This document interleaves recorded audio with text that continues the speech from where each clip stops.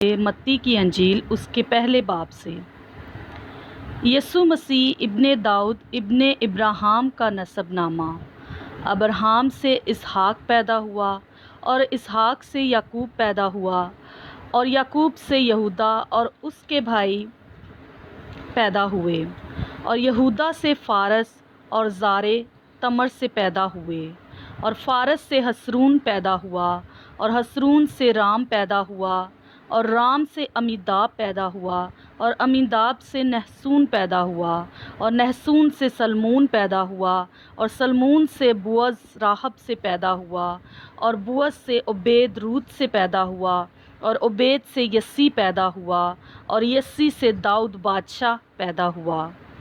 اور داؤد سے سلیمان اس عورت سے پیدا ہوا جو پہلے اوریہ کی بیوی تھی اور سلیمان سے رہبام پیدا ہوا اور رہبام سے ابیاہ پیدا ہوا اور ابیاہ سے آسا پیدا ہوا اور آسا سے یہوشفت پیدا ہوا اور یہوشفت سے یورام پیدا ہوا اور یورام سے عزریہ پیدا ہوا اور عزریہ سے یوتام پیدا ہوا اور یوتام سے آخز پیدا ہوا اور آخز سے حزقیہ پیدا ہوا اور حزقیہ سے منسی پیدا ہوا اور منسی سے امون پیدا ہوا اور امون سے یوسیہ پیدا ہوا اور گرفتار ہو کر بابل جانے کے زمانہ میں یوسیہ سے یکونیہ اور اس کے بھائی پیدا ہوئے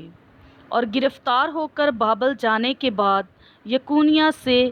سیالتیل پیدا ہوا اور سیالتیل سے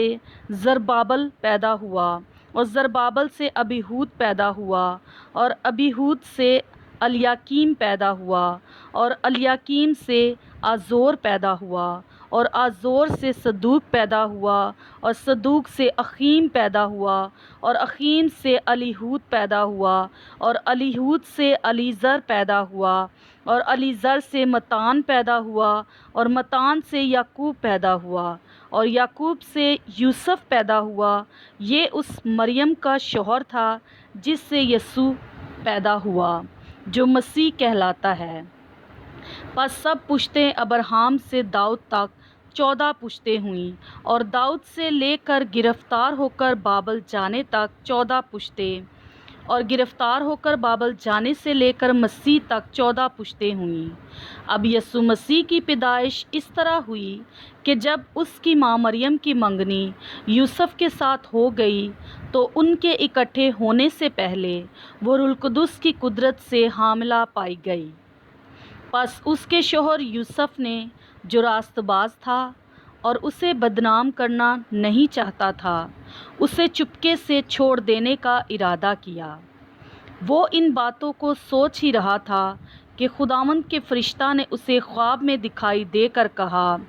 اے یوسف ابن داؤد، اپنی بیوی مریم کو اپنے ہاں لے آنے سے نہ ڈر، کیونکہ جو اس کے پیٹ میں ہے وہ روح القدس کی قدرت سے ہے۔ اس کے بیٹا ہوگا اور تو اس کا نام یسوع رکھنا، کیونکہ وہی اپنے لوگوں کو ان کے گناہوں سے نجات دے گا۔ یہ سب کچھ اس لیے ہوا کہ جو خداوند نے نبی کی معرفت کہا تھا وہ پورا ہو، کہ دیکھو ایک کنواری حاملہ ہوگی اور بیٹا جنے گی اور اس کا نام ایمانویل رکھیں گے، جس کا ترجمہ ہے خدا ہمارے ساتھ۔ پس یوسف نے نیند سے جاگ کر ویسا ہی کیا جیسا خداوند کے فرشتہ نے اسے حکم دیا تھا، اور اپنی بیوی کو اپنے ہاں لے آیا اور اس کو نہ جانا جب تک اس کے بیٹا نہ ہوا، اور اس کا نام یسوع رکھنا۔ پاک کلام کے پڑھے اور سنے جانے پر خداوند کی برکت ہو۔